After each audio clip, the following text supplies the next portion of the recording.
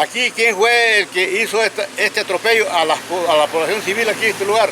El batallón Belloso. El batallón Belloso estaba recién llegado de los Estados Unidos, había estado en la Escuela de las Américas y fue la primer prueba que hizo aquí.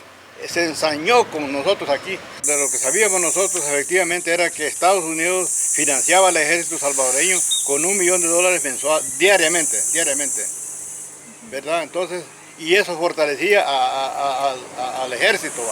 Cuando la masacre de nuestros hermanos y hermanas que murieron en esta zona de aquí, comenzando el operativo en Los Amates y continúa hacia Nueva Trinidad, Arcatao.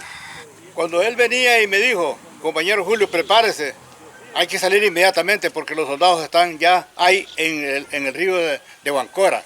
En este lugar aquí había más o menos como 600 gentes provenientes de dónde? Venían de Cabaña, de Victoria, de esa zona de Victoria, que habían pasado para este lado porque aquí había más extensión para guindear, para la guinda, para defenderse de los operativos.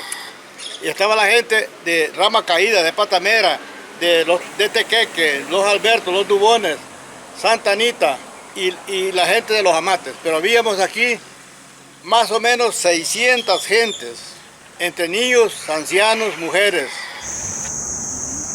Yo vivía aquí en Los Amates, aquí vivía yo. Yo había apartado a la gente desde la base de Los Amates, yo lo había apartado.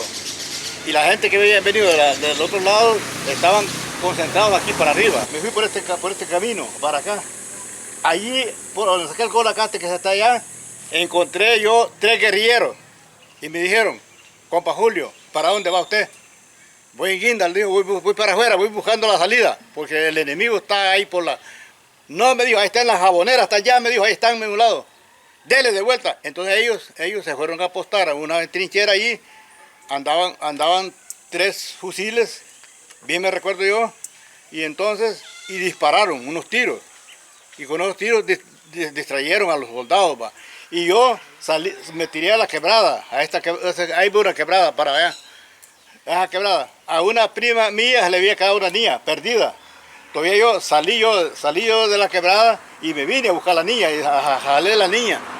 Y me la llevé, se la entregué, Y les digo, síganme todos, síganme encorvados, todos agachados. Porque aquí era una balacera terrible, ya los soldados estaban en la cerro, ahí los chaparrales, ya estaban tendidos todos los soldados y ya venían para adentro y se metieron, pues. Entonces la gente que estaba aquí no tuvo más chance que irse al río Zumpul. El río Zumpul estaba lleno, estaba hasta aquí de agua.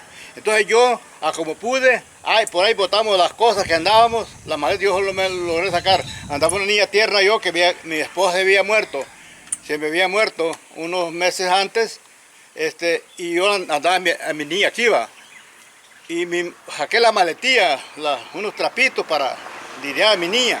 Entonces, y salimos. Y la Guardia Nacional en las flores. Pero la Guardia Nacional no se movió, eso los valió a nosotros. Y los helicópteros aquí sobrevolaban aquí, bombardeando, roqueteando, tirando bombas, tirando balas, de todo. Aquí era un infierno este lugar aquí, así como lo podemos decir. Terrible para poderse salvar. Es una gracia de Dios y un milagro de Dios el estar contando este testimonio, estar vivos. Muchos sobrevivientes, habemos muchos sobrevivientes, pero también muchos murieron en esta guinda. El operativo duró casi un mes. Llegamos guindeando hasta Potrerillos, un cantón que pertenece a la Laguna Pueblo. Hasta allá llegamos.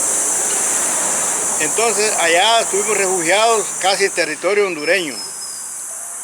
Y después que el operativo pasó, volvimos. Cuando volvimos aquí fue una tristeza.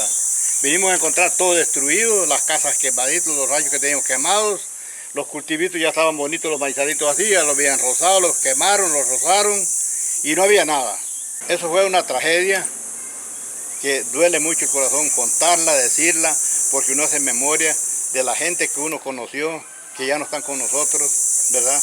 Es terrible, pero bueno, aquí estamos porque Dios es misericordioso. Nosotros logramos sobrevivir, logramos salir de la dificultad. Las muertes se dieron del río Zumpul para arriba. Ahí probablemente en el río Zumpul, ahí fue lo triste. Allí en el río Zumpul, lo que los pudo salvar a mucha gente, que se pudo salvar, porque hay muchos sobrevivientes, hay que hablarlo claro, fue de que una escuadra de guerrilleros se pusieron al otro lado. Y esos combatieron desde el otro lado con los soldados que estaban aquí.